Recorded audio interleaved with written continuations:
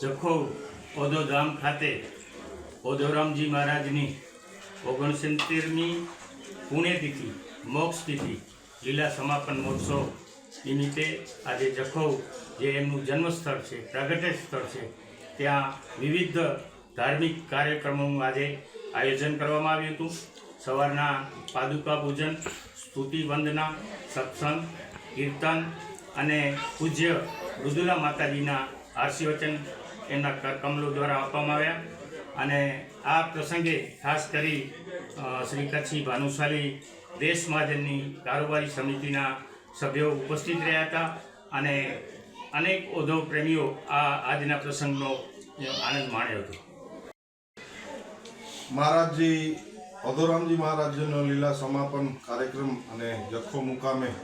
ભાનુશાલી સમાજના વિવિધ ગામના સૌ આગેવાનો, દેશ મહાજનની ટીમ, જખો મહાજનના સૌ આગેવાનો ઉપસ્થિતિમાં આગામી કાર્યક્રમ એપ્રિલ મહિનામાં જે યોજાવાનો છે એની અંદર વિવિધ સમિતિઓ દ્વારા એમનું કાર્યક્રમનું આયોજન કરવામાં આવ્યું અને જે પણ એજન્સીઓ છે એમના માધ્યમથી કાર્યક્રમ ભવ્યાતિ ભવ્ય બને એના માટેના આખા આયોજનો કરવામાં આવ્યા અને સમાજના સૌ આગેવાનો, વરિષ્ઠો, વડીલો એમાં ઉપસ્થિત થઈ પોતાનું માર્ગદર્શન આપ્યું અને આ કાર્યક્રમ ભાનુશાલી સમાજ નહીં પણ સમગ્ર સમાજ, દરેક સમાજ આમાં 18 વર્ણ આવરાઈ જાય એ રીતનું આખું આયોજન કાર્યક્રમનું ગોઠવવામાં આવ્યું અને સમગ્ર દેશ મહાજનની કારોબારી અને એના મુખ્ય આગેવાનો પણ ઉપસ્થિત રહ્યા હતા. જખો મુકામે ઓદોરામ બાપાના જન્મસ્થળ મુકામે આગામી તારીખ 28, 29 અને 30 ભવ્યાતિ ભવ્ય જ્યારે મંદિરનો પ્રાણ પ્રતિષ્ઠાનો કાર્યક્રમ કરવાનો છે એના આયોજન માટે સમાજના કચ્છ મુકામના તમામ આગેવાનો, દેશ મહાજનની ટીમ, મુંબઈથી પધારેલ જખો મહાજનની ટીમ, સ્થાનિક ટીમ સાથે